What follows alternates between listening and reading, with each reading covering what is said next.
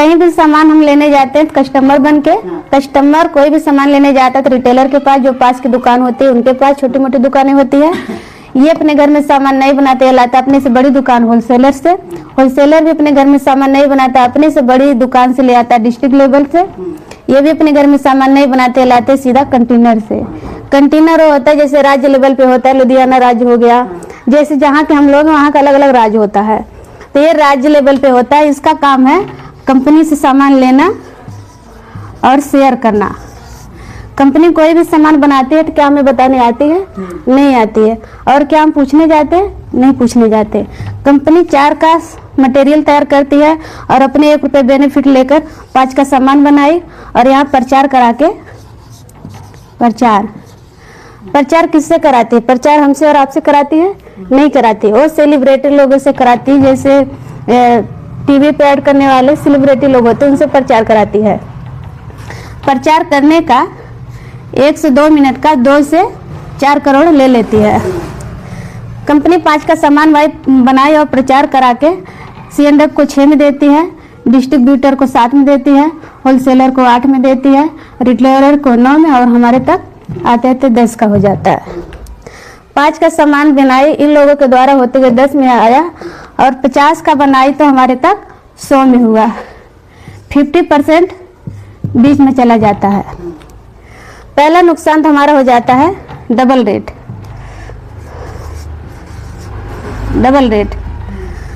उसके बाद 50 का सामान यहाँ तक 100 में डबल रेट हो गया। ये लोग 50% में संतुष्ट नहीं है, कहते हैं महंगाई बढ़ रही है, हमारी दुकान का खर्चा बढ़ गया है और घर के बहुत सारे खर्चे बढ़ जाते हैं। तो ये 70% कमाने के लिए क्या करती है? डुप्लीकेट। कंपनी से 100 पीस उठाती है और बीच में 100 पीस बना लेते हैं लोग, और लाला तक आते आते 200 पीस हो जाता है। सुबह सुबह आप लोग देखे होंगे कि एक होलसेल वाला आता है, कहता है कि जो कंपनी का सामान आप बना ले के बेच रहे हो, 1 पीस में आपको 1 रुपये का बेनिफिट होता है, लेकिन जो हम बेच रहे हैं आपको दे रहे हैं, सेम रेपर होगा, वजन सेम होगा, कलर सेम होगा, लेकिन उसका क्वालिटी का 9-10 का फर्क होता है, जिससे कस्टमर को पता नहीं चलेगा।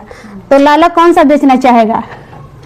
जिसमें एक में 3 रुपये का बेनिफिट हो या एक में 1 रुपये का बेनिफिट हो? एक में 3 वाला बेचेगा। तो दूसरा हो जाता है डुप्लीकेट।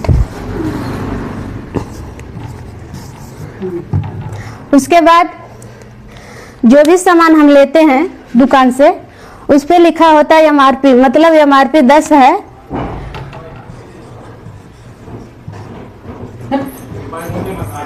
तो 10 में ही देगा। उसके नीचे भी लिखा होता है सब टैक्स करके 10 रुपये। अगर हम 10 रुपये उसको दे दिए लाला को, वो हमारे नाम से पक्का बिल नहीं दिया, तो क्या सरकार को टैक्स गया? जो सरकार को टैक्स जाता है उससे हमारी सारी सुविधा पूरी होती है। जैसे सरकारी कर्मचारी हो उनको तनख्वाह मिलता है, और बिजली विभाग तो बहुत सारी चीजें होती है, रोड बनता है उसका सब होता है, वो सब टैक्स की पैसों से होती है। तीसरा नुकसान हमारा हो गया टैक्स की चोरी। अब हो गया डबल रेट जनता के साथ हो रहा, डबल